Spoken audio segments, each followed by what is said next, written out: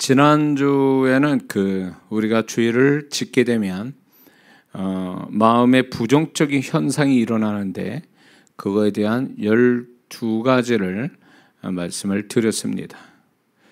우리가 죄를 지을 때 그것이 다른 사람이 보지 않았다 할지라도 누가 모르지 않아도 스스로 우리는 우리 자신들이 양심이 있고 또 우리 안에 주님이 계시기 때문에 그 다음에 또 말씀이 있고 말씀이 분명하게 있고 그 다음에 하나님이 모든 걸 보고 계신다는 이것으로 인해서 우리는 그런 어떤 의식 속에서 우리의 마음이 혼의 마음이 죄로 인해서 여러 가지 부정적 현상이 일어나는 것을 우리는 그냥 그동안 그냥 모른 채 아니면 또 알지만 그걸 어떻게 처리해야 될지 몰라서 그냥 그 마음 그대로 이렇게 가지고 살고 신앙생활하는 성도들이 많았다라는 것입니다. 근데 우리가 하나의 죄가 우리에게 마음의 여러 가지 부정적 현상, 오늘은 13번째부터 해서 24가지를 얘기할게요. 12가지 더해서 마지막 24가지를 제가 말씀을 같이 나눌 건데요. 우리의 죄를 그렇게 가볍게 여기는 그것이 결국은 서서히 우리의 영혼까지 갉아먹고 영혼까지 무너뜨리는 그런 결과를 가져오기 때문에 우리는 죄를 가볍게 여기서는 안 되는 것입니다. 우리가 살인을 하는 큰 죄도 있지만 그렇지 않는 죄도 있겠죠. 작은 죄부터 큰 죄가 있지만 하나님이 보는 관점에서는 그 죄는 동일하다는 거죠. 그 죄는 크고 작음을 떠나서 죄라는 그 하나가 발생이 되면 큰 죄든 작은 죄든 그 여파가 어떤 그 사람의 혼에 영에 또 육체의 삶에 모든 것에 미치기 때문에 그 영향이 미치기 때문에 우리는 반드시 이 죄를 그냥 지나쳐 가서는 절대 안 된다는 것입니다. 그래서 하나님이 은혜로 우리에게 예수님의 보혈을 우리에게 약속해 주시고 그 보혈에 의지할 때 죄가 씻김을 받는다는 것. 그래서 우리가 이 죄로부터 해방이 되고 또 거룩함으로 갈 수 있는 아주 중요한 예수님의 보혈의 능력이 있다라는 걸 우리가 정말 믿는다면 이 죄를 가볍게 여길 것이 아니라 반드시 빨리 회개하는 습관, 영적인 습관이 필요할 줄로 믿습니다.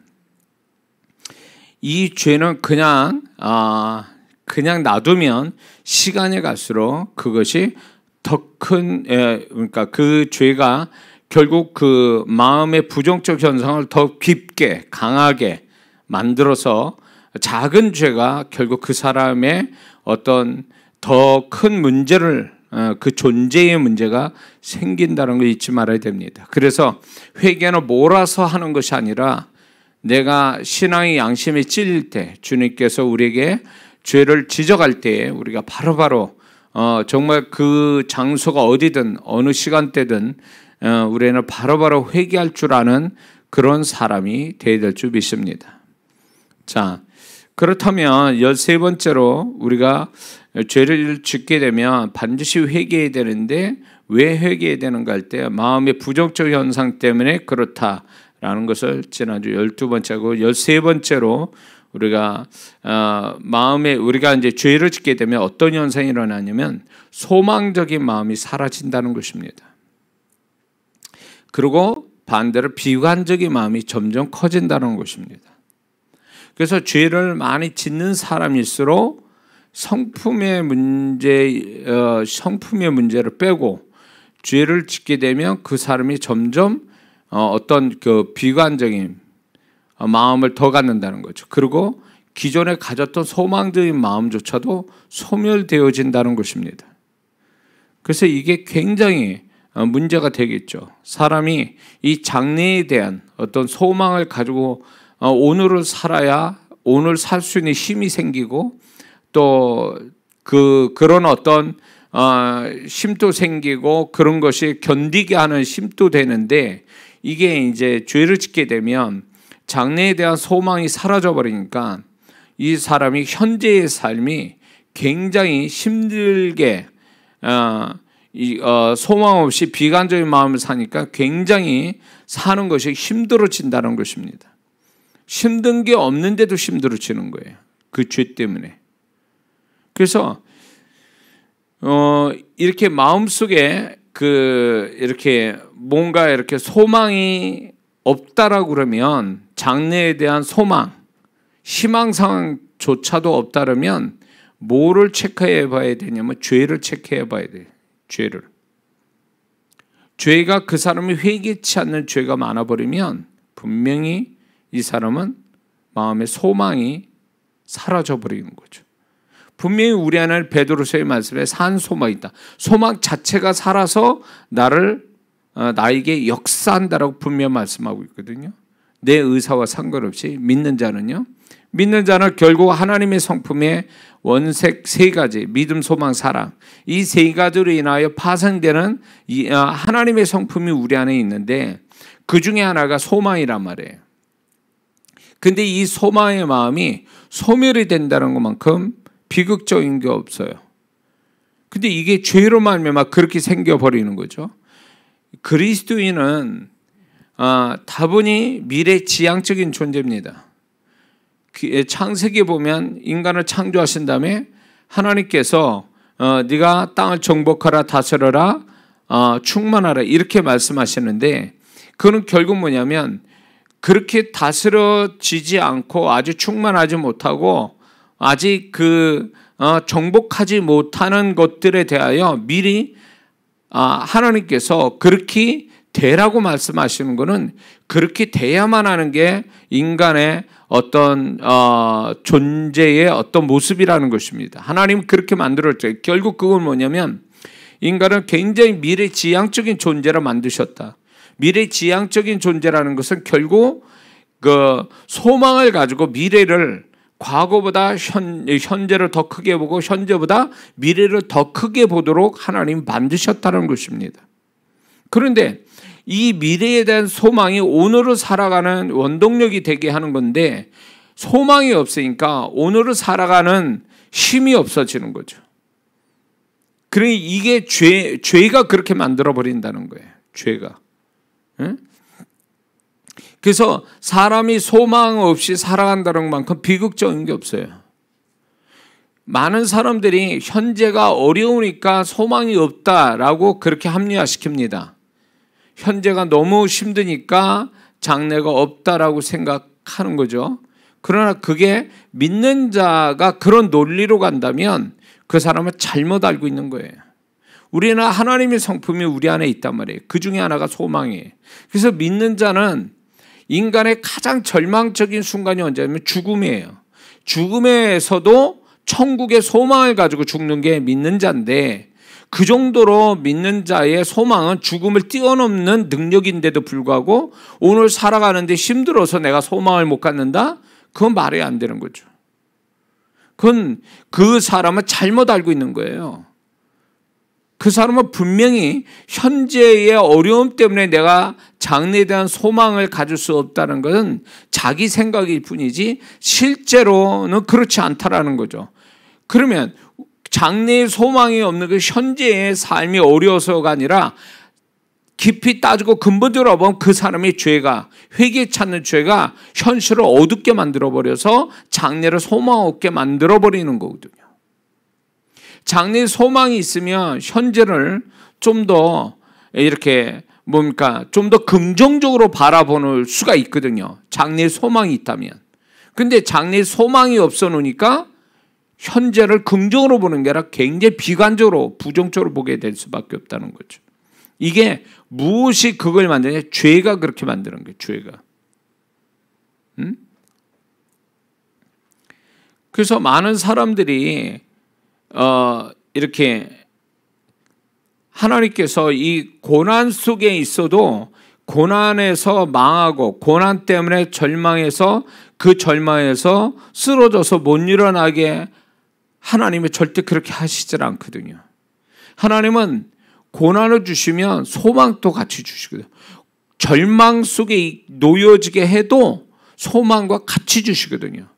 그래서 절망과 소망, 이것은 같이 하나님께서 같이 주시는 거예요. 절망이 있으면 소망도 같이 줘서 소망으로 견디고 감당하게 하는 거거든요. 그래서 제 삶을 돌이켜 봐도 그래요.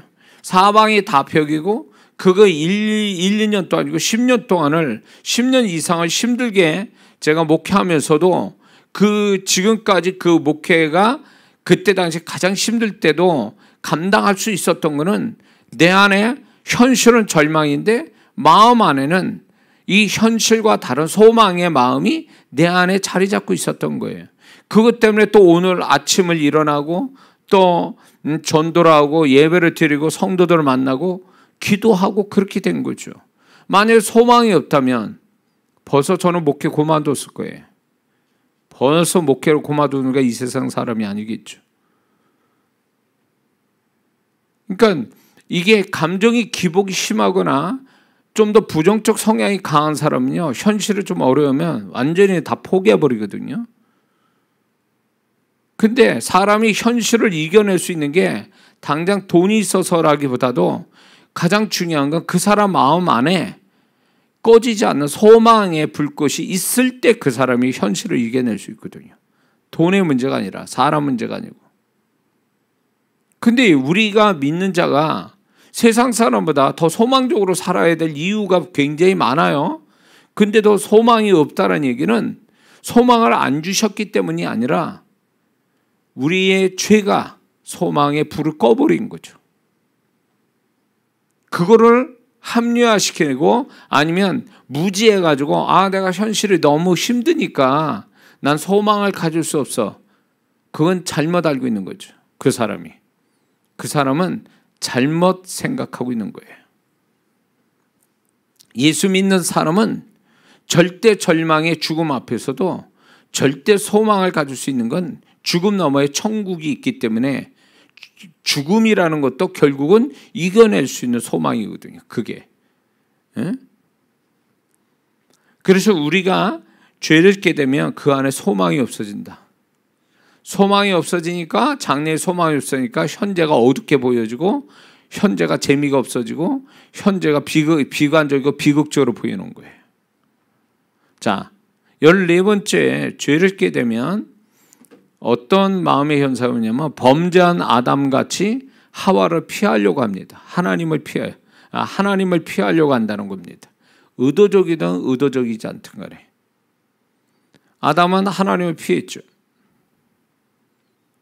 자, 이거는 하나님을 싫어하는 거하고 다른 차원이에요. 하나님을 싫어하는 게 아니라 피하는 거예요. 죄를 짓게 되면 자연히 하나님을 피하는 거예요. 그래서 이렇게 하나님을 만나는 어떤 현장 영적 행위를 안 하려고 그래요. 그러니까 예배 드리기 싫어하죠. 교회 오기를 싫어합니다. 이거는 이제 소위 말하면 싫어하는 게 아니라 피하는 거예요. 자기가 그 죄가 결국 하나님을 멀리 떠나게 만드는 어떤 능력을 갖게 만드는 거죠. 근데 멀리 떠나는 게 나 떠날 거야 이렇게 의지적인 거라든가 아니면 노골적이라든가 아니면 일부러 싫어하는 게 아니라요. 그냥 피해지는 거예요. 그냥 피하고 싶은 거예요. 이게 죄를 짓게 되면 이런 현상이 온다는 거죠. 전에는 왜 잘 나오다가 왜 피하냐고요. 싫은 것도 아닌데. 그러면 이런 사람은 시간을 얘기해. 나 시간이 없어서. 내가 뭔 일을 해서 막 이런 식으로 합리화시키는데 그거는 자기를 속이는 거예요. 죄가 자기를 그렇게 지금 하나님을 피하게 만들고 있다는 걸 조차를 믿질 않는 거죠. 그거를 인정 안 하는 거예요. 죄는 결국 하나님을 멀리 떠나게 만드는 능력이 있어요. 그것처럼 오늘날 우리가 하나의 죄를 범하면 하나님을 피하고 싶은 마음이 본능적으로 드는 거죠. 애가 잘못했어요. 엄마가 분명히 아니다라고 얘기했는데 얘가 엄마 몰래 엄마가 말한 거 반대로 행동했어요. 그럼 이 아이가 어떻게 할까요? 엄마를 피하려고 그러죠. 눈길을 피하고 엄마를 안 만나려고 해요. 똑같아요. 죄를 짓게 되면 전에는 하나님 만나고 싶어서 안 다녔다가 죄가 들어오면 그 죄가 점점 시간이 가면서 회개치 않고 그 죄가 생기면요, 피하고 싶은 거예요. 하나님을. 그러면 알아채야 되는데, 내가 이 죄를 졌기 때문에 이런 현상이 오는구나, 이렇게 생각해야 되거든요. 근데 그렇지 않다라는 거죠. 그걸 인정 안 하는 거예요. 응? 자, 이거를 또 어떻게 비유되냐면, 병들은 사람은요, 음식을 피합니다. 안 먹으려고 그래요. 항암 치료받는 분 얘기를 들어보면 항암 치료받는 게 굉장히 힘들다고 그래요. 그래서 음식이 이게 냄새조차도 싫다는 거예요. 그래서 먹어도 토하고, 먹어야 되는데 억지로 먹지만 토한다는 거죠. 안 받아들이는 거죠. 그래서 음식을 자꾸 피해요. 냄새를 안 맡으려고 그러고, 그게 그 몸이 정상이 아니기 때문에 그렇잖아요. 그것처럼 우리가 죄를 짓게 되면 그 죄가 하나님과 우리 사이가 가까워야 되고 내가 더 열심을 내야 되는데 그게 정상인데 비정상으로 돌아가는 거죠. 어떻게든지 하나님을 피하고 싶은 거예요. 싫은 것도 아닌데. 자기가 죄를 졌기 때문에 그런 부분에 대해 숨고 싶은 마음, 아담같이 숨고 싶은 마음에서 피하는 거죠. 피한다고 답이 나오는 건 아니거든요. 그걸 인정해야 돼. 내가 왜 이러지? 내가 죄를 져서, 내가 어떤 죄가 내 안에 작용을 해서 이렇게 된, 마음이 이렇게 됐구나 라고 생각해서 그 죄를 찾아야 되거든요. 그리고 회개해야 되거든요. 그게 정상이란 말이에요. 믿는 자는요. 자, 15번째는 죄를 짓게 되면 하나님과 단절된 감정을 갖게 됩니다. 하나님과 단절된 감정을 갖게 됩니다. 그러니까 하나님과의 소통의 영적 느낌이 사라지는 것입니다. 그래서 단절된 것처럼 여겨지는 거예요. 좀 뭔가 그 전에 찬송 부르고 기도하고 말씀 볼 때마다 이게 뭔가 이렇게 맞닿고 있다. 이게 뭔가 소통이 되고 있다. 감정상으로. 이렇게 조금이라도 그게 느껴지는데 아예 그게 없어진 거예요. 응? 그게 없어진 거예요. 그러니까 이 사람은 혼자 모노드라마 하는 것 같은, 독백하는 것 같은, 혼자 애쓰다 마는 것 같은 이런 게 오는 거예요. 뭔가 이게 소통이 돼야 되는데 예배나 기도나 찬양이나 말씀을 본 것도 다 그분과 소통을 이루는 하나의 영적 행위거든요. 그게 또 하나의 매개체인데 이게 전혀 안 와요. 그러니까 혼자 하고 있는 거, 혼자. 하나님도 없이 혼자 나는 이렇게 하다가 가는 거다. 이렇게 생각하는 거예요. 그러니까 이게 어떤 소통이 없고 영적인 느낌, 영적인 감정이 안 나타나는 거죠. 이런 성도들의 한둘이 아니에요. 그러니까 이런 사람은 예배가 재미없고 기도, 찬양, 성경 보는 게 재미가 없어요. 왜? 혼자 하는 것 같으니까. 정말 그러냐 말이에요. 다른 사람은 또 그렇게 하냐? 그건 아니거든요. 자기 혼자만 그러고 있거든요. 그러니까 뭐와 같냐면 죄를 짓게 되면 두터운 벽이 앞에 딱 가려지는 거와 똑같은 거예요. 그래가지고 이렇게 소통이 안 되는 거죠. 네? 제가 그 전에 그 캐나다 밴쿠버에 이제 거기서 이제 제가 이제 거기서 이제 목사님들 가르치고 뭐 이렇게 그런 일들을 했는데 어느 한 교회를 제가 이제 신방을 가게 돼서 그 교회를 영적으로 컨설팅을 해주는데 그 교회 딱 들어가니까 이게 딱 영적인 그 환상이 딱 보여지는데 이 강당과 성도들과의 유리벽 이렇게 투명한 유리벽 그런 게 이렇게 보이는 거예요. 그래가지고 야, 이 교회는 소통이 안 되는구나. 그래서 제가 목사님한테 그거를 제가 본 다음에 목사님한테 물어봤어요. 목사님, 목사님 설교하거나 예배 인도할 때 성도들과 소통이 잘 안 되는 느낌 들죠? 그러니까 맞다는 거예요. 성도분들도 이 목사님하고 이게 잘 소통이 안 되는 것 같은. 그런데 이제 문제는 또 뭐냐면 그 성도분들이 기도를 잘 안 해요.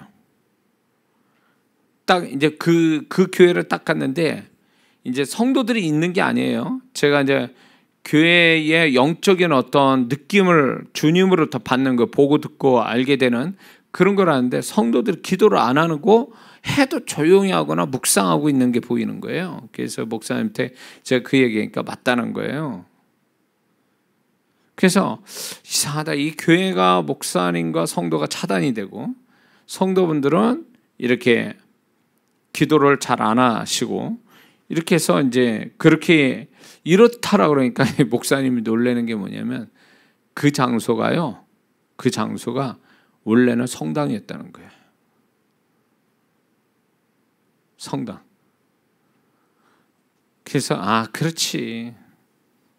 그러니까 이게 소통이 안 되고 그래서 이제 제가 그 부분을 가르쳐 드리면서 이제 제가 기도해 드린 적이 있는데 이게 이제 하나님과 우리가 죄를 지면 이렇게 중간에 유리벽 같은 게 있어서 소통이 안 되는 것 같은 어떤 감정상에 이게 뭔가 왔다 갔다 하는 게 있어야 되는데 전혀 못 느끼는 거죠. 예. 그러니까 의식 치르는 것 같은 거. 아무 감정 없는 의식 치르는 거. 이렇게 돼버리는 거예요. 죄를 짓게 되면. 이 죄가 뭘 만드냐면 사람을요. 간경화. 이 간이 안 좋아져서 간경화가 간암으로 가죠. 간경화가 이제 이거래요. 간이 딱딱해지는 거. 간이 정상적인 간은 이렇게 물컹물컹하고 아주 그렇게 색깔도 그렇고 이렇게 선분홍 이렇게 돼가지고 그게 이제 정상적인 간인데 이게 이제 간경화가 되면 시커면서 딱딱해진다는 거죠. 그러니까 이렇게 죄를 짓게 되면 간경화 가지고 있는 사람과 같이 돼버리니까 간이 그렇게 돼버리니까 간이 그것처럼 그 죄를 짓게 되면 하나님과의 관계가 그렇게 해지는 거예요. 딱딱하고 뭔가 이게 이렇게 부드럽게 뭔가 소통이 되는 거 그게 아니라는 거예요. 네? 자, 제가 지금부터 24가지를 쭉 얘기할 건데 지난주 12가지 했고 이거는요 실제 경험을 얘기하는 거예요. 저로부터 시작해서 수많은 성도들의 이야기를 제가 듣고 정리된 얘기예요. 임상적으로. 이거는 없는 얘기하는 게 아니에요.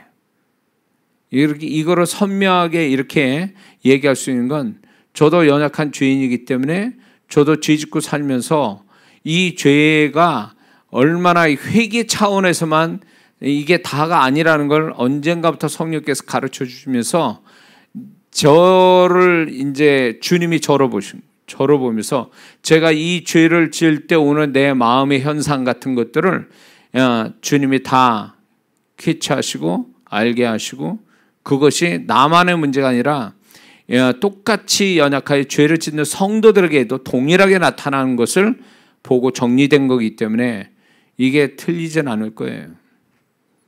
그러면 주님이 왜 이런 얘기를 하게 하시느냐 할 때에 우리가 너무 죄를요 가볍게 여기고 죄를 우습게 여겨서 죄에 대한 이런 어떤 시간을 끌고 가는 거예요. 시간에 빨리빨리 회개하고 빨리 이게 원상복귀가 돼야 되는데 죄를 정말 진정으로 하나님 원하는 회개를 하지 않으니까 이 죄의 회개 찾는 죄 때문에 마음이 병들어 버리고 거의 이게 장애인급의 어떤 심령을 갖게 되는 거죠. 올바르지 못한 정상적이지 못한 심령을 갖는 것을 이거를 모르거나 알면서 가볍게 여기기 때문에 심령이 병들어 버리고 병드니까 심령이 병드니까 영혼이 병들어 버리는 그러니까 영과 혼이 병들어 버리니까 자연히 육체에서도 안 좋은 병이 생기고 그의 삶이 병들어 버리는 거죠. 그러면 뭐 신앙은 더 말할 것도 없고 신앙생활은 더 말할 것도 없고요.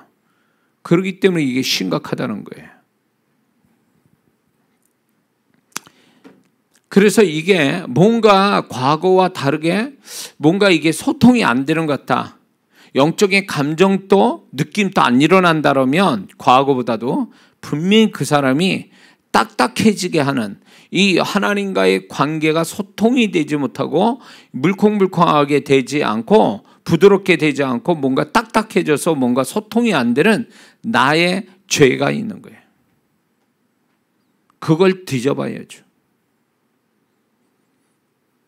자, 그 다음에 16번째는 죄를 범하게 되면 영적인 감각이 떨어집니다. 그게 뭐냐면 말씀의 감각, 성령의 임재의 감각, 하나님의 음성에 대한 감각, 하나님의 인도하심에 대한 감각, 설교 속의 영적인 어떤 본인에게 하나님이 하시는 어떤 영적인 어떤 감각, 이런 것들이 수준이 툭툭툭 떨어져요.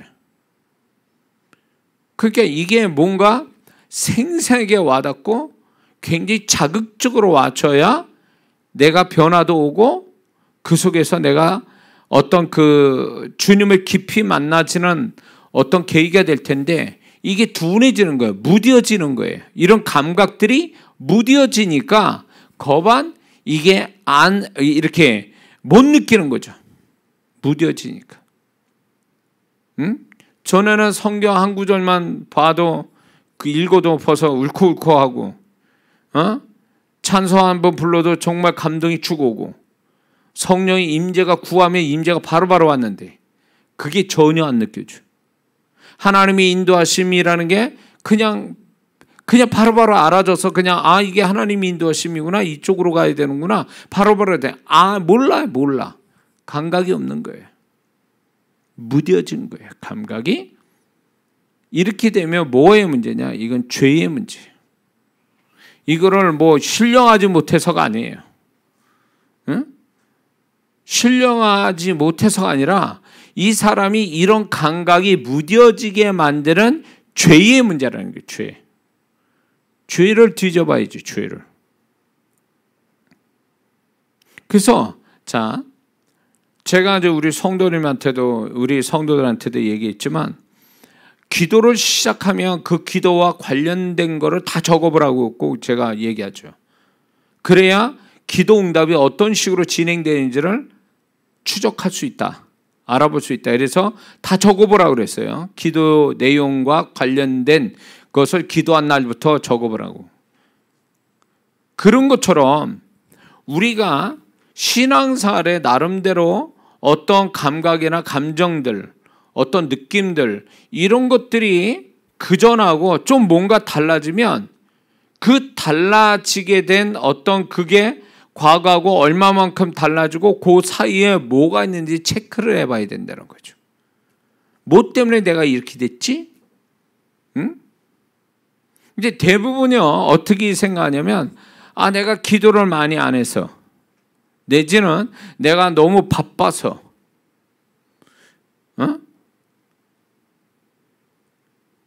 내가 너무 세상적이어서. 물론 그것도 틀린 말은 아니에요. 그런 영향도 있을 거예요. 그러나 이거보다 근본적이면서도 아주 중대한 영향을 끼치는 게 죄의 문제거든요. 죄를 얘기는 안 해요. 또 다른 건 다 지금 얘기한 건 다 얘기하면서 자기는 알면서 진짜 중요한 이 죄의 문제를 얘기 안 하니까 다른 것들을 통해서 그게 핑계거리가 되고 그것 때문에 안 되는 거야 라고 하지만, 사실은 중요한 건 그 사람이 회개 찾는 죄 때문에 이 지경이 됐다라는 거에 대해서 모르거나 인정 안 하는 경우가 있다라는 겁니다. 자, 그 다음에 17번째 죄를 짓게 되면요, 비전이 나타나질 않아요. 그러니까 그 사람마다 하나님이 빌립보서 2장 13절에 비전을 두고 행하시는데, 소원을 두고 행하시는데, 그 하나님께서 주신 각 사람마다 비전이라는 게 있어요. 자기 자신의 소원이 아니라 하나님이 그 사람을 통해서 이루시고자 하는 비전, 소원이 있단 말이에요. 그것이 안 나타난다는 거죠. 그게 있어도 하찮게 여기거나 무의미하게 여기거나, 그리고 그 비전을 버리려고도 한다는 거죠. 죄가. 그래서 많은 사람이 비전 가지고 하나님이 주신 소원 가지고 움직이다가 어느 순간에 그걸 버리고 그 소원 없이 그냥 살아가는 성도들도 있어요. 하나님이 분명히 그 사람에게 소원을 두고 행하시고 그 소원을 이루려고 여러 가지를 돕고 계시는데 어느 날 그 소원이 없어져 버렸어요. 그냥 그저 그렇게 살아가는 거예요. 그러면 이 사람이 하나님이 주신 소원, 비전이 왜 없어졌는가? 그거는 그 사람이 분명히 하나님께 죄를 지은 것이 비전을 소멸시켜버리는 거예요. 그 죄가. 마귀가 없애는 게 아니에요. 죄가 없애버리는 거예요. 그리고 이 사람이 어느 시점에 하나님께서 어느 비전을 가지고 살도록 하나님이 비전을 심어주시려고 하는데 그 사람이 죄를 그때 당시에 죄를 가지고 회개치 않으니까 비전이 안 나타나는 거예요. 하나님이 주신 비전이 아예 없어져 버린 거예요. 있어야 될 시점인데 그래야 이 비전 때문에 이 사람을 힘있게 만들고 이 비전을 준비하게 만들고 준비할 때 또 도우시는 하나님의 손길이 나타나는데 이 비전들이 다 사라져 버리는 거예요. 뭐가? 죄가 그렇게 만드는 거예요. 죄하고 하나님의 소원을 이루는 거하고는 정반대거든요. 그러니까 없애버리는 거예요. 그게 꼭 뭐가 아니면 생수에다가 오물을 넣는 거 똑같은 거예요. 그러면 그 많은 생수가 하나에 이렇게 한 스푼에 오물에 의해서 싹 다 그냥 다 오물이 돼버리는 식이 돼버리는 거. 없어져 버린 거예요. 그 생수라는 그 아주 투명한 깨끗한 물이 없어져 버린 거죠. 오물의 한 스푼으로. 똑같아요. 우리의 죄가 하나님이 나한테 장래에 뭔가 이루시고자 하는 것들이 이게 사라져 버리는 거예요. 기존에 가졌던 사람도 어느 순간에 그걸 다 버려요. 근데 이제 자기 스스로는 착각하죠. 아, 환경이 안 돼서, 내가 능력이 안 돼서, 문제가 많아서, 다른 게 더 급해서, 뭐 이런 식으로 하면서 자기 비전을 버려요. 근데 과연 그럴까요? 그게 비전을 버리게 만드는 원인이 되겠냐? 그렇잖아요. 그 사람의 죄가 비전을 그냥 흙탕질을 이렇게 그냥 다 오물 한 스푼 같이 돼버린 거예요. 그래서 하나님 주신 생수 같은 거를 다 소멸시켜 버리는 거죠.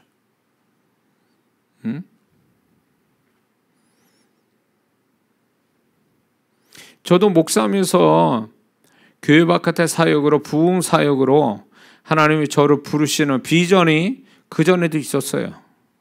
그런데 그 비전이 안 나타났죠. 그게 없는 게 없어진 게 아니라 안 나타난 거예요. 그래서 하나님께서 저에게 기도영을 부으셔서 회개를 엄청 시켰어요. 교회 바깥으로 나가기 전에 금식도 시키고 회개도 엄청 시키고 나니까 내 안에 하나님이 원래부터 주셨던 비전이 나타나기 시작한 거예요. 그러니까 이제 그때 안 게 뭐냐면 내가 하나님께 올바르게 하나님이 분명히 회개하고 넘어가야 될 그 회개치 않은 것 때문에 내 마음속에 하나님이 이미 주신 비전이 그 소원이 아예 흐려진 거죠.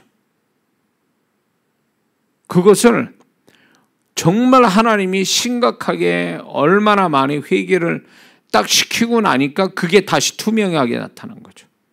그래서 교회 바깥의 사역으로 이제 주님의 마음 가지고 연합하고 부흥케 하는 이 사역이 내가 사명이구나라는 것을 알게 되고 지금까지 그걸 가지고 이제 살아온 거죠.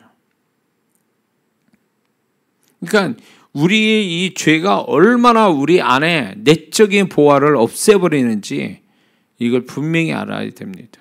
그거를 죄로 생긴 거를 죄는 빼버리고 나머지 걸로 원인으로 삼으니까 그게 그 원인이 결국 원인 제공한 것이 그게 정확한 게 아니거든요. 자, 18번째는요. 죄를 짓게 되면 알 수 없는 수치심을 갖게 만듭니다. 수치심. 꼭 뭐가 아니면 아무에게도 보여주고 싶지 않은 것을 어쩌고 다 보여준 것 같은 그럴 때 오는 수치감. 그래서 이런 수치심이 결국 이런 누구나 다 뭔가 잘못하거나 뭔가 부끄러운 짓을 하면 수치심을 갖는 거는 누구나 다 갖고 있어요. 그런데 이 죄로 말미암아 생긴 수치심은 그거보다 조금 강도가 세요. 그래서 죄를 많이 짓는 사람일수록 수치심이 많아요. 그러니까 이런 사람들에게 뭐 욕을 한번 한다든가 비난을 한번 한다 그러면 난리 나는 거죠. 왜? 본인 스스로가 수치심을 갖고 있는데 이 수치심 때문에 사람관계 장애도 일으키게 되고 이 수치심 때문에 이제 사람관계에 문제도 많이 발생되는데 거기에다가 그냥 이렇게 그 사람에 대해서 수치심을 일으키게 할 만한 말대로 막 쏟아내면 미치는 거예요. 이 사람은요. 그러니까 조금 또 보통 사람들이 가지는 수치심 이상으로 갖는다고 봐야 돼요. 죄를 짓게 되면. 누가 모르지도 않은데 떳떳하지 못하고 부끄러움과 모멸감을 스스로 갖게 되는 거죠. 이게 이제 죄를 짓는 데서 오는 거예요. 그래서 누가 모르지도 않았는데 자기가 스스로가 부끄러움, 내지는 모멸감, 경멸을 하고 있다, 나를 우습게 보고 있어. 막 이런 어떤 그런 마음들이 그 사람 안에 들어가 있는 거예요. 수치심, 부끄러워, 아주 수치스러운 이런 거죠. 이런 것들이 죄를 짓게 되면 이런 감정이 내재돼서 죄를 지으면 지을수록 회개치 않으면 계속 이 사람 안에는 이 수치심이 작용을 해요. 그래서 이런 사람이 다른 사람과의 관계가 굉장히 힘들어져요. 이런 사람은요. 다른 사람과 관계가. 예?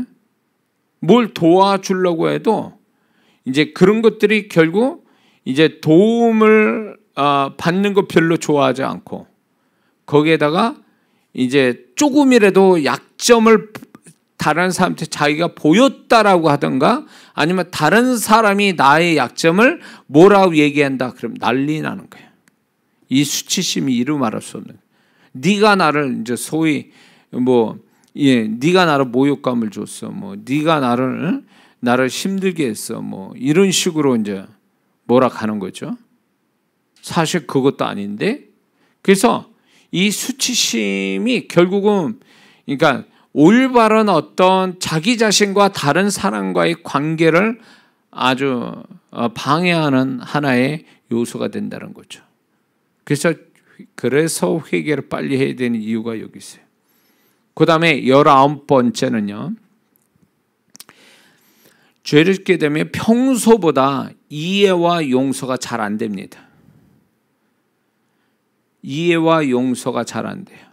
그냥 보통 사람들이 이해해주고 용서를 해줄 수 있는 것들인데도 불구하고 죄를 짓게 되면 이해가 안 되는 거죠. 이해를 할 수 있는 건데도 이해를 안 하고 못하고 그 다음에 용서를 할 수 있는 건데도 용서가 안 되고 이런 현상이 오는 거죠.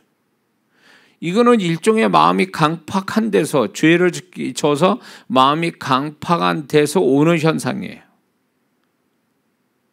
그래서 주변에 그런 사람이 있습니까?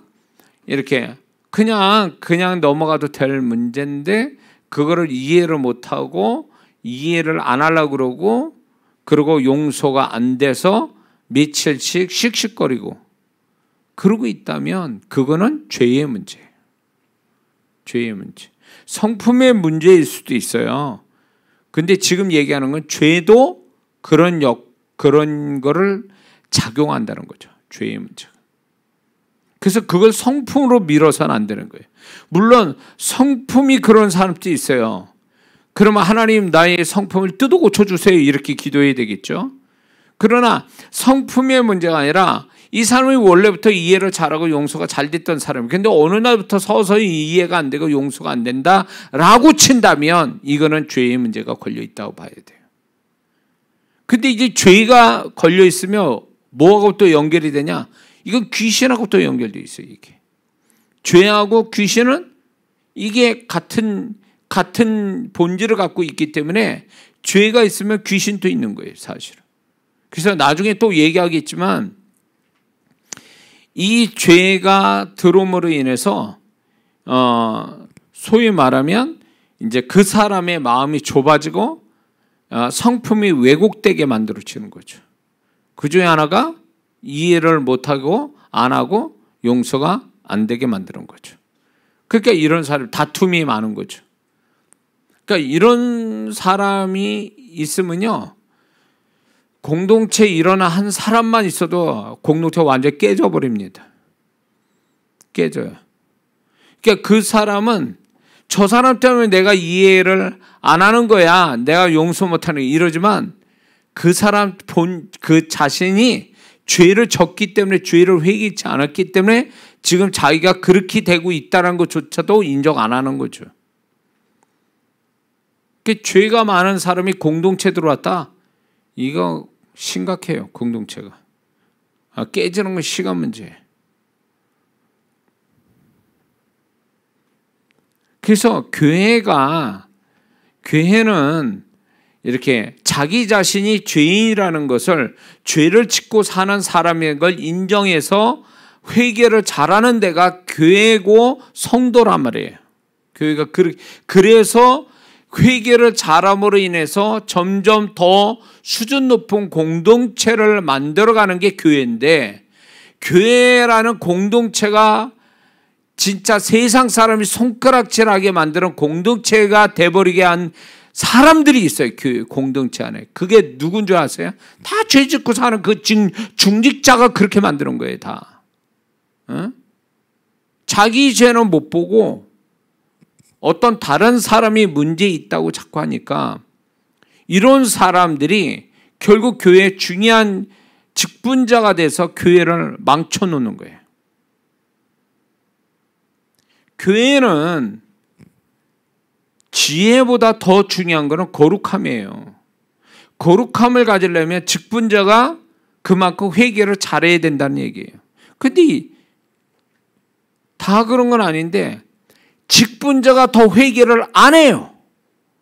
이게 타성이 젖었는지 신앙이 타성이 젖었는지 회개를 더 안 해요. 그러니까 회개를 안 하니까, 안 하는 사람이 중요한 교회 직분자가 되니까 이 죄를 자꾸 이렇게 쌓아져 가면서 그 죄를 버릴 생각이 없이 죄를 계속 갖게 되니까 마음 안에 부작용들이 막 일어나는 거예요. 그러니까 이해를 더 많이 해야 되고 용서를 더 많이 해줘야 될, 본이 돼야 될 직분자가 그렇게 못하는 거예요. 그러니까 이제 그 반대로 더 이해를 안 하고 용서도 안 하니까 공동체가 깨져버리는 거예요. 공동체가, 교회라는 공동체가 초신자가 교회를 깨트려 놓습니까? 그게 아니잖아요. 교회에 이제 갓 들어온 성도가 교회를 홀라당 뒤집어 놓습니까? 안 그렇잖아요. 대부분 누가 합니까? 직분자들이잖아요. 오래 다녔다는 직분자가 교회를, 그것도 교회의 중요한 역할은 직분자가 교회를 다 깨트려 놓잖아요. 왜 그럴까요? 그거는 공동체, 교회라는 공동체는 세상의 어떤 공동체보다 거룩해야 될 공동체거든요. 거룩한 공동체가 되려면 회개를 잘해야 거룩함으로 가는데, 회개를 잘하지 않으니까 거룩함이 안 가고, 거룩함이 안 가고 죄가 많아지니까 귀신의 역사도 더불어 많아지고 그 사람 마음은 또 강팍해지고, 그러니까 공동체가 깨져버리는 거예요. 그래서 어떤 분은 차라리 저분은 직분자가 되지 않았으면 참 좋을 사람인데, 이런 사람도 있어요. 제가 아는 어떤 분들도 저분은 그냥 평신도로 있으면 좋을 뿐이 저 직분 받아가지고 저 사람 망했다고. 저 제가 그런 교회도 갔다니까요. 에? 뭐 직분이 계급입니까? 직분이 올라갈수록 더 하나님께 거룩함을 비례해서 같이 가야 이제 하나님 기뻐하는 직분자가 되는데, 거룩함은 없고 반대로 죄를 지으면서도 회개를 안 하니까 이 사람 때문에 교회가 이상해지는 거죠. 그래서 교회가 더 아름다운 공동체가 되려면요, 야고보서 말씀에도 그렇잖아요. 죄를 서로 자백하고, 자백하라고 그랬어요. 그래서 이 교회 공동체가 자기 자신들을 솔직하게 드러내서 자기가 이런 사람이라고 솔직하게 겸손하게 드러내서 주의 은혜를 덧입고 그것으로 다른 성도들의 기도도 받고 또 같이 또 동병상련이라고 같이 똑같은 본질을 가지고 있는, 목사부터 해서 다 똑같은 본질을 가지고 있는 것 때문에 서로 마음 아파하면서 기도해주고 이렇게 하면서 거룩함으로 점점 나아져 가야 그 공동체가 아름다운 공동체, 거룩한 공동체가 돼서 주님의 나타남이 충만해지는 그런 세상이 볼 수 없는 주님의 임재가 항상 그 공동체 안에 나타나는 이 공동체가 정말 교회라는 거예요. 근데 교회 와서 폼 잡고 죄가 없는 것처럼 하고 그러면서 조금만 상처받으면 참 못 견뎌가지고 막 원수 삼고 몇 년씩이나 그냥 그거를 그게 무슨 교회 생활하는 거 그게. 이렇게 되어지는 원인이 목사인 제가 볼 때는 당신이 죄가 많아서 그래 이러고 말하고 싶은 거예요. 당신 죄가 많아가지고 지금 이해도 못하고 용서도 안 하는 거지 지금. 공동체를 깨는 거지. 이러고 말하고 싶다고요.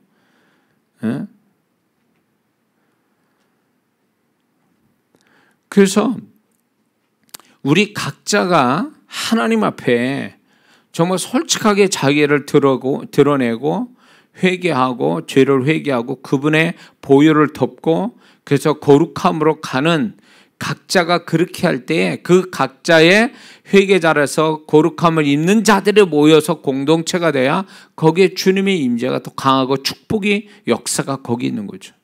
그래서 우리 주우신 교회는 그렇게 만들어갈 거라는 거죠. 그러니까 가식적이고 외식적이고 그럴싸하게 포장만 하는 성도가 만약에 직분자들 많아지면 이게 역사가 안 와요. 성령께서 다 하시거든요. 그거를. 임재가 안 온단 말이에요. 그러면 교회라는 게 교회가 그분이 임재할 만한 거룩한 곳이 돼야 세상을 이기고 음부의 세력이 이기지 못하고 하나님의 기적들이 변화, 치유, 형통, 기적, 창조 역사가 임하는 공동체가 되는 건데 그런 거를 그런 공동체로 만들려면 서로가 정말로 겸손하게 하나님 앞에 회개할 줄도 알고 거룩함을 갖는 거 이거는 굉장히 중요한 문제죠. 이거는 우리 교회가 정말 그렇게 만들어져 가야 된다는 거예요. 점점 갈수록 숫자가 중요치 않아요. 제가 이야기하지만 우리 교회는 숫자로 갈 게 아니라 영적인 질, 그 하나님이 원하시는 공동체가 돼서 그 사이에 주님이 충만하게 임재하는 교회, 이걸 만들려고 이장원 목사가 지금까지 그렇게 하고 있는데, 그래서 절대로 나는 숫자에 매이지 않고 성도가 이렇게 바르지 못하면 그건 용서를 못해요. 저는 다른 건 몰라도. 그래서 우리가 연약함을 서로가 인정하고 그리고 회개하고 이렇게 함으로 인해서 서로가 이제 좀 더 거룩함으로 가는 공동체를 만들어가는 거, 이게 정말 진정한 교회 모습인데 그렇지 않는다면 그거는 진정한 그 공동체의 일원이 될 수 없다라는 거죠. 예. 자, 20번째입니다. 20번째. 죄를 짓게 되면 뭐가 있냐면 지속적인 불안감이 생깁니다. 지속적인 불안감. 그래서 이게 지금 제가 쭉 얘기하는 것들이 세 가지에서 나올 수가 있어요. 지금 마음의 부정적 현상이, 첫째는 그 사람이 기질 때문에 그런 현상이 일어날 수 있고, 두 번째는 악한 영이 그 마음 안에 역사해서 그렇게 일어날 수가 있어요. 근데 이런 것들이 만약에 기질이면 기질을 고쳐달라고 기도해야 되고, 악한 영이면 죽게 하면 되고, 근데 이제 죄로 이렇게 생기는 것이 확실하다면 회개를 해야 된다는 거예요. 회개를. 그냥 놔두면 안 되고. 그래서 기질이냐 악한 영이냐 죄냐. 근데 이게 죄와 악한 영은 또 이렇게 서로 비슷하니까 본질이 같으니까 같이 동시에 두 가지가 다 역사할 수도 있거든요. 근데 그 시작은 하여튼 죄로 시작된다는 거죠. 자, 죄가 들어오면 결국 그 사람 안에 불안감이 있어요. 이거는 일종의 소위 말하는 양심의 지적을 받은 데서 오는 이 죄를 누군가가 알고 있다.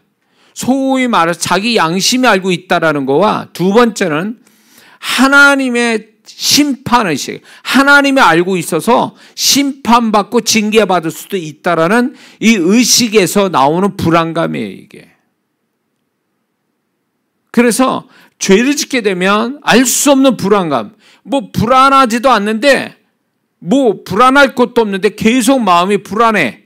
그러면 이거는요 죄로부터 왔다고 봐야 돼요. 죄로부터.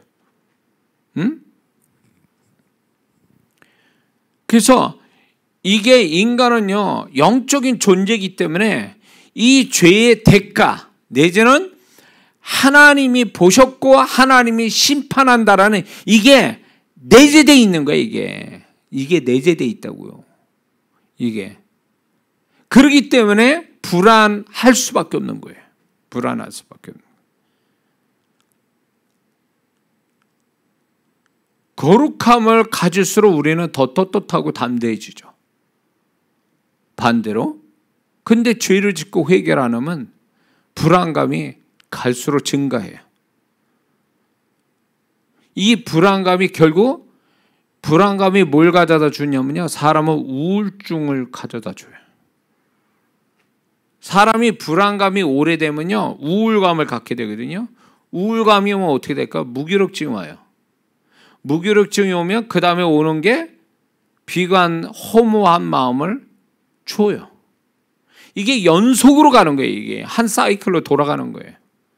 그러니까 무기력증에 걸리니까 제가 이제 목회하면서 무기력증 오니까 그분이 키가 170 정도 되는 여자분인데 나이도 중년인데 이분이 분명히 남편을 위한 우울증을 가지고 있더라고요. 신경도 굉장히 예민한 분이에요. 그리고 완벽주의예요. 그러다 보니까 그걸로 인해서 본인을 스스로 들볶는 데다가 남편이 마음에 안 드는 거예요. 마음에 안 드니까 거기로 인해서 이 양반이 내적으로 분노와 이런 어떤 불안감들이 뭘 만든 우울증을 만들었어요. 우울증을 만드니까 그 다음에 온 게 이제 이분의 무기력증이 왔는데 무기력증이니까 어떻게 하는 줄 아세요? 이 양반은 아침 12시까지도 못 일어나요. 그러니까 그 남편은 아침도 못 먹고 출근하는 거예요. 못 일어난대. 12시까지도. 오후 돼야 겨우 일어나는 거예요. 몸을 이렇게 들어서 일어나는 게 힘들어요. 일어난다는 게. 그러니 뭐 설거지, 뭐 남편 뭐 반찬 해주고, 아침 식사 주는 거. 더 못하죠, 그거는. 등치는 막, 키가 막 크고 등치가 이런 양반이 처음에 이해가 안 됐어요. 제가 그런 사람 마음을 들여다보는 것이 그때는 잘 익숙치 않고 잘 몰랐을 때니까. 그러니까 그런 분이 이제 우리 교회를 나왔지만, 야, 이분이 좀 문제가 있구나. 그래서 이제 기도해 주고 있는데, 아니라 달라요. 교회가 조금 자기가 뭔가 마음에 안 들었나, 교회 안 나와요. 결국 그 교회를 우리 교회를 떠났죠.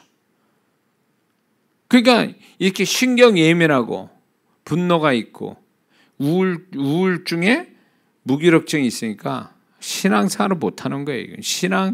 신앙생활을 할 수가 없어요. 근데 분명히 그분 안에는 뭐가 있냐? 기질적인 것도 있지만 그분이 끊임없이 마음으로 범죄하는 거. 그것이 그 사람을 우울증을 만들고 무기력증을 만든 거예요. 그러니까 결국 이제 그분은 자기 죄를 회개치 않으면 이분은 그러다가 이제 죽을 수도 있는 거죠. 남편의 문제가 아니거든요, 사실. 부부 문제는 사실은 49대 51이거든요. 2% 차이라고요. 어느 한쪽이 100대 0일 수는 없어요. 근데 이렇게 우울증과 이렇게 남편에 대한 분노나 원망을 갖고 이러는 분들을 보면 자기가 완벽하게 이렇게 하려고 하는데 안 따라준다. 이런 것 때문에 결국은 우울감을 갖고 무기력증을 갖는 거거든요. 그 안에 원망과 분노가 있고. 그러면 이런 분들은 보통 원인을 바깥에서 찾아요. 자기 남편이나 그렇지 못하고 환경에 찾아요. 근데 실제적으로 이분을 골병들게 하는 건 그 사람 자신이거든요. 그의 잘못된 성품과 플러스 회개치 않는 죄가 자기를 그렇게 만들고 있거든요. 응? 문제가 많아요. 그게 결국 뭐냐면 회개를 하지 않았기 때문에 지금 본인이 자기를 자해하는 것과 똑같은 현상이 일어나요. 자해를 한 거예요. 자기가 회개치 않은 것 때문에 자기 스스로가 지금 손해보고 있는 거지 누가 손해를 만든 게 아니거든요. 자, 그래서 이게 회개를 안 하면 또 회개를 안 하고 계속 죄를 짓잖아요. 하나하나 죄를 짓고 회개하지 않을 때마다 그 사람 안에 불안감은 더 증가됩니다. 그래서 누가 쫓아오지도 않았는데 막 쫓기는 마음을 갖게 되죠. 그러니까 이런 불안감을 가진 사람은 뭐 하나 제대로 일을 못합니다. 불안해서. 에? 이런 거 봤습니까? 요거를 하다 보니까 저거를 해야 돼. 그래서 저거 좀 하다 말고 저쪽 하고 있다가 보면 또 저것도 해야 돼. 그래가지고 또 이것도 하다 말고 또 저거. 이런 식으로 좀 사람이 이렇게 안정감이 없고 뭔가 집중이 안 돼서 이것 조금 저것 조금 이렇게 하는, 그래서 뭐 하나 제대로 이루지 못하는 이 불안감은 결국 그 사람이 죄 가운데서 나올 수 있다는 거죠. 기질적으로는 뭐가 있는 줄 아세요? 기질적으로는 완전 완벽주의 성품을 가진 자들이 이런 경우가 많아요. 불안하니까 조급해져요.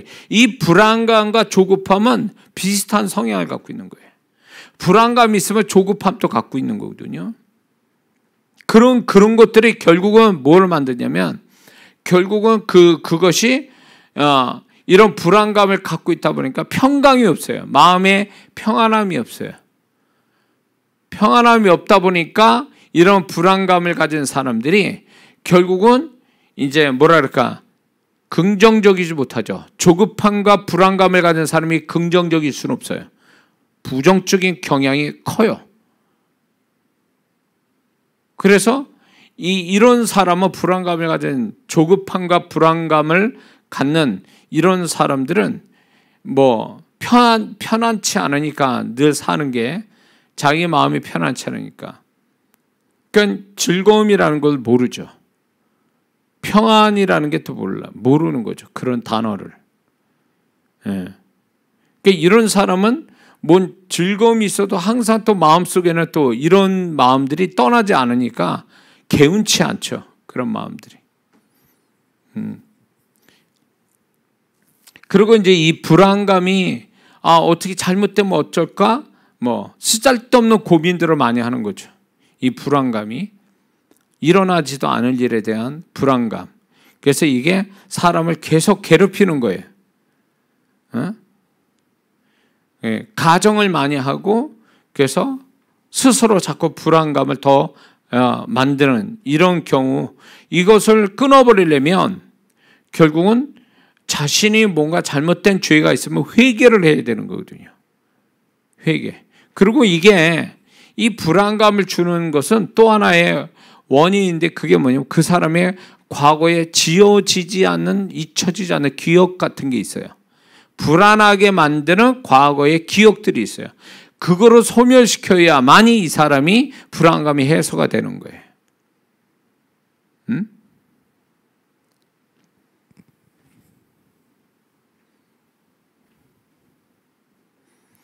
제가 이제 제 경우로 볼 때 어렸을 때 우리 아버님이 술 드시고 집에 오시면 우리 어머니하고 이렇게 그 밤중에 이제 싸우시고 싸우시면 우당창창 깨진 손하고 막 난리가 나는 거죠. 그래서 이제 제가 뭐가 생겼냐면요. 불안하니까, 어린 마음에. 불안하니까 어떻게 하냐. 억지로 잠을 자는 거예요. 잠자면 잊어버리니까. 잠을 자는 동안에는. 그래서 제가 이렇게 막 마음이 편찮고 막 이러면 자야 돼. 자고 싶어요. 막 자. 이게 어릴 때 습관 같기도 하고. 그러니까 우리 아버님이 그렇게 좀 늦게 오신다. 술 드셨다. 이러면 불안한 거야. 제가 장남이니까 어릴 때 초등학교 다닐 때 막 지금도 기억나는 게 셋집에 살았거든요. 그러니까 우리 아버님이 오늘 좀 늦으신다, 술 드신다 그러면 이게 불안해가지고 그래가지고 저녁 먹으면 억지로 잠을 자는 거예요. 억지로. 그런 것들이 결국 이제 제가 오랜 시간 동안에 우리 아버님으로 인한 불안감들이, 두려움, 공포 같은 게 이런 게 자리를 잡고 있었죠. 근데 그런 것들이 이제 그게 이제 불행한 기억들이에요. 불행한 기억들이 소멸되지 않는 불행한 기억이 나이를 먹어도 그게 계속 작용하는 거죠. 그러다 보니까 우리 아버님에 대한 그거의 불안감이, 두려움이, 공포가 결국은 내가 뭔가를 이렇게 집중을 하거나 평안하게 갖는 마음이 없는 거죠. 그게 내재 어릴 때부터 가진 게 너무 기억이, 이게 한두 번 기억이 아니니까.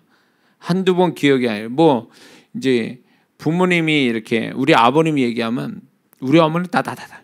우리 아버님은 경상도 보니까 행동으로 막 보이시니까. 그러니까 이게 뭐 말로 이렇게 몇 마디 하고 끝나는 대화가 아니에요. 시작됐다 그러면 이건 뭐. 그래서 그때 당시에 저희 집에 이렇게 장로교 모그냥 이 박살이 나가지고 찬장이라는 게 있었잖아요. 부엌에.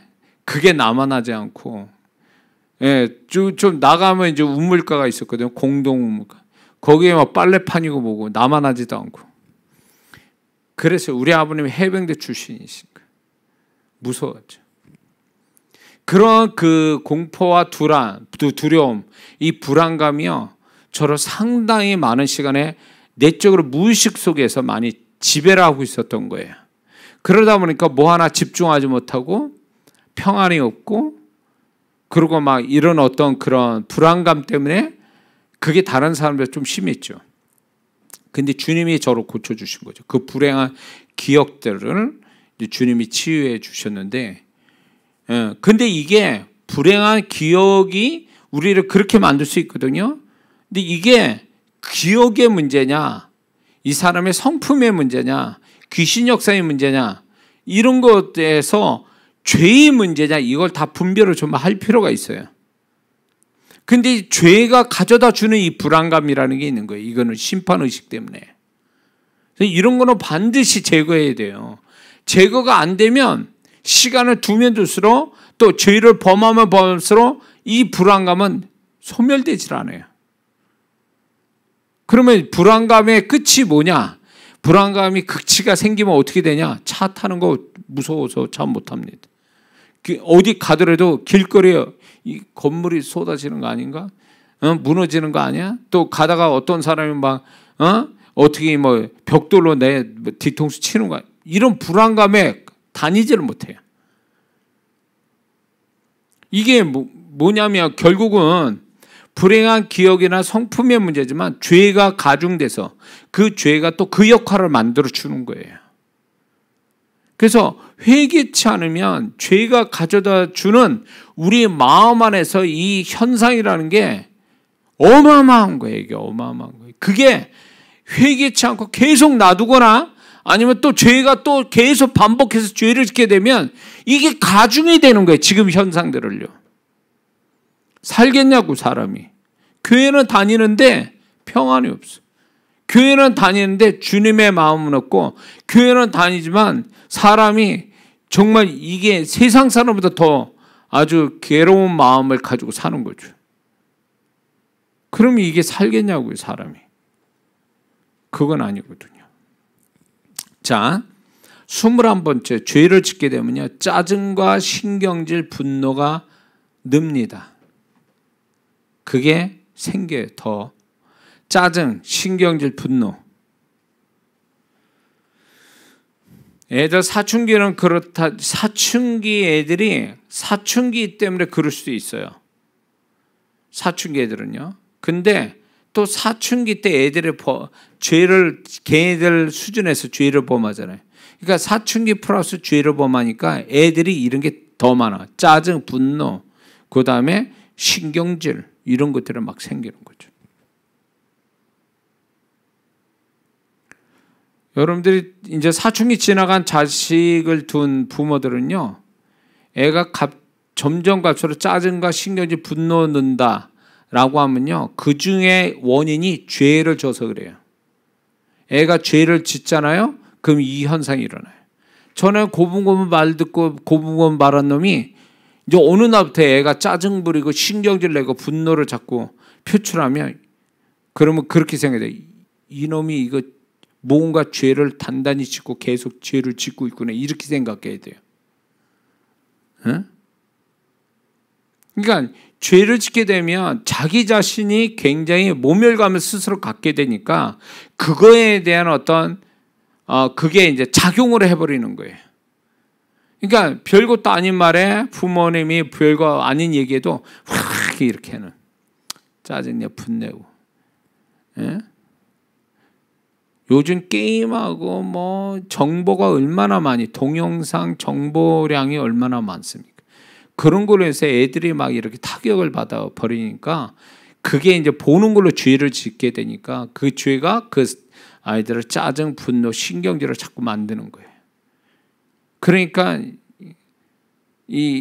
그렇게 되니까 얘네들은 이제 지가 그래놓고 나중에 후회하죠. 후회는 해요. 그러나 이게 자기가 잘못해서 회개할 거리라고 생각지는 않아요, 또.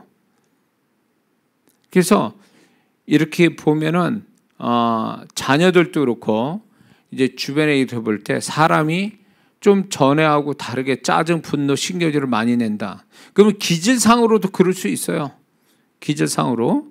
근데 이게 죄가 또 그렇게 만든다는 거예요, 죄가. 그래서 죄가 자꾸 들어가서 그 죄가 회개치 않고 죄가 계속 쌓이면 반드시 이 현상이 일어나요. 짜증, 분노, 신경질. 근데 이게 이유가 있기도 하고 이유가 없이 이럴 수도 있어요.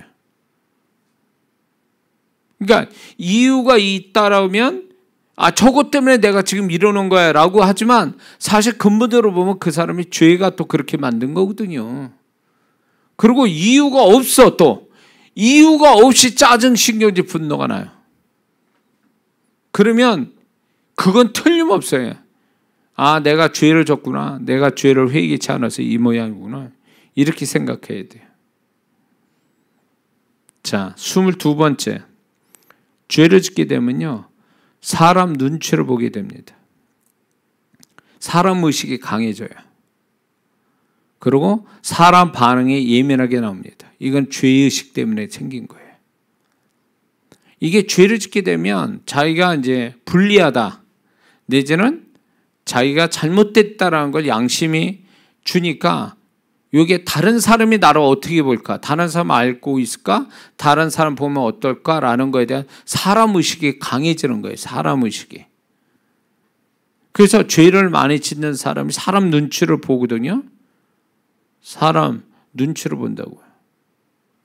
그래서 눈치가 빠른 게 아니에요. 눈치가 원래 사람 눈치를 많이 보는 사람이 아닌데 자꾸 사람 눈치 보고 사람 의식이 강해서 자꾸 그렇게 하는 사람은, 그 사람은 스스로가 내가 하나님께 떳떳지 못한 회개를 하지 않은 죄 때문에 이런 것들이 발생했다라고 생각해야 돼요. 그걸 뒤져봐야 되거든. 응?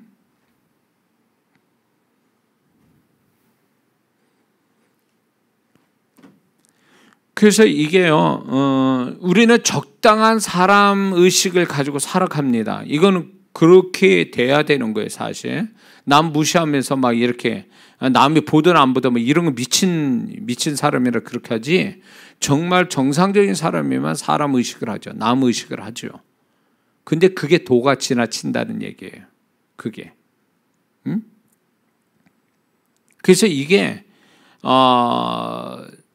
사람 눈치를 자꾸 이렇게 보는 것이 내가 정상적으로 저 사람의 어떤 상식적인 사람이 되기 위해서 눈치를 보는 거, 사람 의식을 갖는 게 아니에요. 이거는.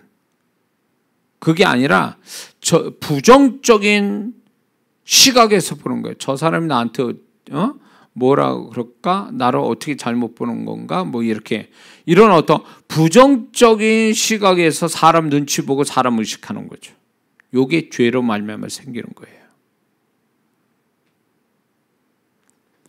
자, 23번째. 죄를 짓게 되면 자신의 영에 상처가 생깁니다. 영에 상처가 생겨요. 그거는 영이 고통을 받는다는 얘기입니다. 이것이 영이 고통을 상처받아서, 보통 사람도 그렇잖아요. 이거 육체가 왜 이렇게 상처 나면 고통받잖아요. 고통 느끼잖아요. 그 영의 고통이 영적 행위와 신앙에 부정적 영향을 끼치게 됩니다. 그러면 이게 또 뭘 만드냐면 영적 장애를 일으켜요. 영적 장애가 뭔 줄 아세요? 지금 진리를 얘기했는데 오해하고 듣게 되든가, 아니면 영적인 것에 무디거나 영적인 것에 빠릿빠릿하게 움직여야 되는데 그 순발력 있게 더뎌요. 그래서 오해하거나 더디거나 무디거나 이런 현상이, 이게 영적 장애예요. 죄로 말미암아 생기는 것들이에요.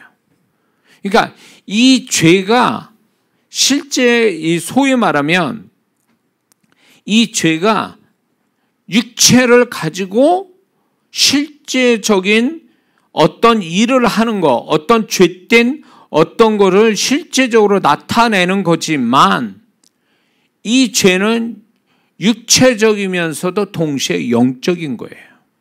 죄는 영적인 거예요. 그래서 이 죄의 첫 번째 받는 치명타가 어디냐면 영이에요.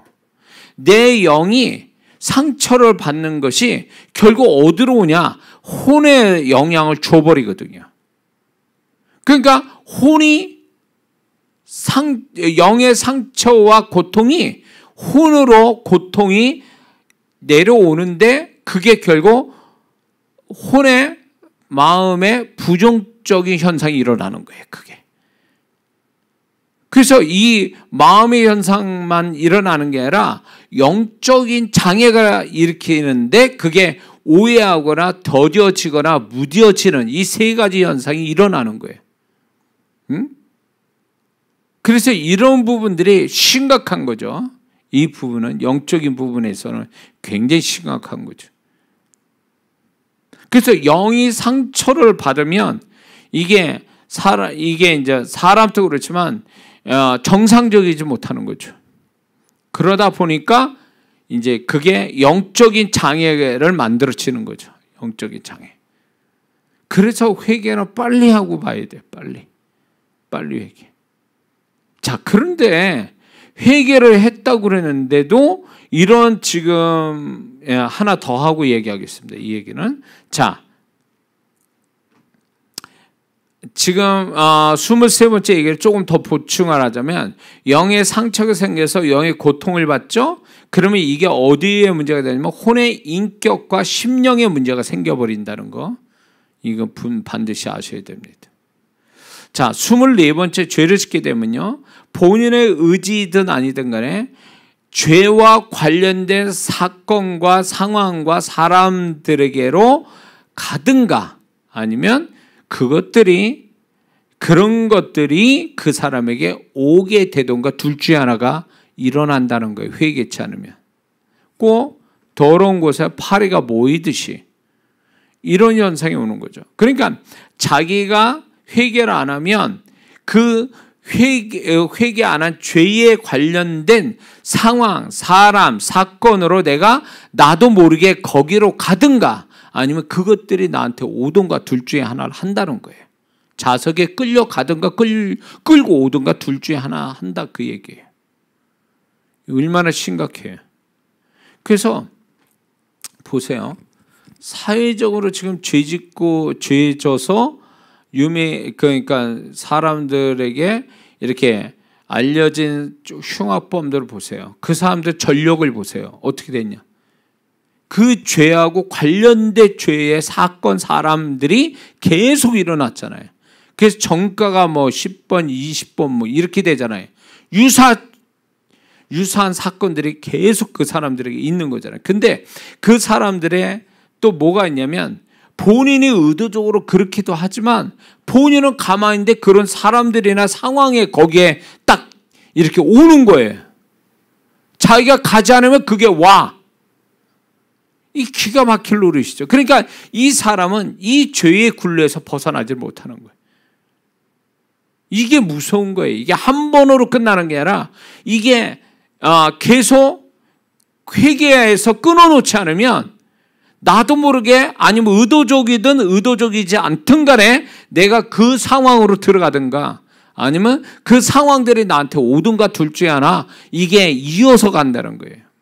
그러니까 불행한 사람은 죄로 말미암아 불행한 사람이 이 죄에서 떠나고 딴 사람 되지 않느나 그거하고 연결된 사건들이 계속 올 수밖에 없는 거죠. 그러면 인생은 불행해지는 거죠. 이게 죄가 결국 그 사람의 마음에서만 끝나는 게 아니라 그 죄가 그 사람의 인생을 아주 다 잡아버리는 거죠. 그러니까 이거는 도둑질하는 사람이 안 하려고 그래도 그게 도둑질하는 사람이 또 오는 거야. 뭐 이렇게 하자고 뭐 이렇게 하고 아니면 또 그런 도둑질할 만한 또 뭐 집이 보인다든가 뭐 이런 식으로 해가지고 그냥 연결해서 이렇게 가는 거죠. 무서운 거죠 이게. 그러니까 우리가 죄를 회개치 않고 죄를 끊어놓지 않으면 그 죄와 관련된 거하고 반드시 연결이 돼요. 그래서 내가 거기를 가든가 그것들이 나한테 오든가 둘 중에 하나를 해서 그 죄를 떠나지 못하게 해요. 그래서 그 죄를 계속 짓게 만드는 거죠. 무섭죠.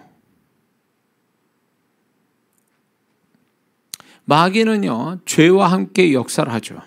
죄도 주고 죄를 주면서 발판 삼아서 그 사람을 들어가서 그 사람 인생을 또 잡아버리죠.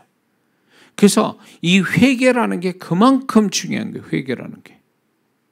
그래서 죄를 지면 바로바로 회개할 이유가 여기에 있는 거죠. 자, 그런데 죄를 회개했는데도 불구하고 지금 24가지 현상이 계속 나타난다면 두 가지 이유에서 그럴 수 있어요. 첫 번째는 온전한 회개를 하지 않아서 그래요. 이거는 대충 회개하거나 빠뜨리고 회개하거나 이런 식으로 확실한 회개, 하나님이 죄를 사하시고 불의에서 건져주실 만한 회개를 하지 않은 데서 오는 현상이 이렇게 지금 또 이런 현상이 일어나는 거고, 두 번째는요, 악한 영이 역사를 해서 지금 이런 현상이 또 나타날 수 있다는 거죠. 악한 영이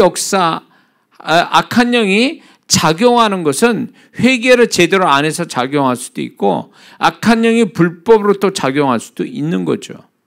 그러니까 이 두 가지 작용으로 인해서 지금 이 현상이 회개했는데도 계속 또 일어나게 된다는 거죠. 그래서 다음 주에는 뭘 얘기했냐면 회개를 하면서 동시에 해야 될 영적 작업이 있어요. 그것이 자마치 30가지나 돼요. 회개와 함께 동시에 영적 작업을 해야 될 것들이. 그러니까 우리는 하나님 용서해 주세요, 이렇게 해서 끝나잖아요. 아니요. 저도 연약해서 죄 짓고 죄 안 짓고 거룩하게 살려고 몸부림치고 회개하고 이러는 가운데 주님이 가르쳐 주신 게 있어요. 그것 가지고 안 된다. 그 회개 가지고. 그거와 같이 더불어 해야 할 영적 작업이 자만치 30개 정도가 돼요. 이거를 알고 계셔야 돼요. 그래서 이게 안 되니까 이 다음 주에 할 그 30가지가 처리가 안 되니까 30가지를 영적 작업을 안 해놓으니까 그게 계속 재현되는 거예요. 죄가 재현되고 또 악한 영이 재현시키고. 그래서 저는 이 부분이 주님께서 너는 이거를 얘기해라 라고 마음에 부담 주셨기 때문에 제가 이 얘기하는 거예요. 그래서 우리가 죄라는 게 얼마나 무섭고 그 죄를 또 용서하시고 보혈의 역사가 있다는 게 얼마나 또 감사하고 이 죄가 하나의 죄가 얼마나 우리 마음을 부패하게 만들고 또 얼마나 우리가 영적으로 피해를 입고 얼마나 많이 영적인 회복을 위해서 작업을 해야 될 게 얼마나 많은지를 알아서 이 죄로부터 해방되어 죄를 짓지 않고 거룩함을 가는데 이 부분을 반드시 알아야 된다는 거죠. 이걸 알아야 이길 수 있고 지피지면 백성이라고 그 죄를 알아야 우리가 그걸 어떻게 대처하고 어떻게 이겨야 될지를 아는 거니까. 근데 우리가 지금까지 배운 건 뭡니까? 죄를 지으면 그냥 회개하세요. 그걸 회개하고 용서하셨다라고 확신하세요. 그리고 그 죄를 떠나세요. 이렇게만 가르쳐 놨는데 그게 아니더라는 거예요. 죄 하나가 우리한테 역사하는 이게 범위가 어마어마한 넓은 거예요. 지금 그 전에 죄를 지면 성경에서 어떻게 말씀하는지 우리가 말씀 가지고 얘기했죠. 지금 2주간에 거쳐서 죄를 지면 마음의 현상이 어떤 일이 벌어지는지 그거 24가지 얘기했죠. 다음 주에 이 죄를 회개하면서 해야 될 영적 작업 이게 30가지가 된다는 거예요. 이렇게 생각한다면 우리가 이 죄라는 게 간단치 않다는 거죠. 죄는 간단하게 졌을지 몰라도 그 죄를 처리하는 건 간단치 않다는 거죠. 그렇기 때문에 우리가 지금 우리가 얘기하는 스스로 양심이 알고 말씀이 알고 있고 하나님이 지적하시고 알고 계신 이 죄 하나가 얼마나 우리한테 엄청난 문제인지 우리가 알고 우리가 정말로 죄에 대해서 정말 이기는 죄를 분별해서 이기는 자, 그래서 더 거룩함으로 가는 죄를 회개하고 거룩함으로 가는 거룩한 하나님의 자녀들이 반드시 되어야 될 줄 믿습니다. 기도하겠습니다.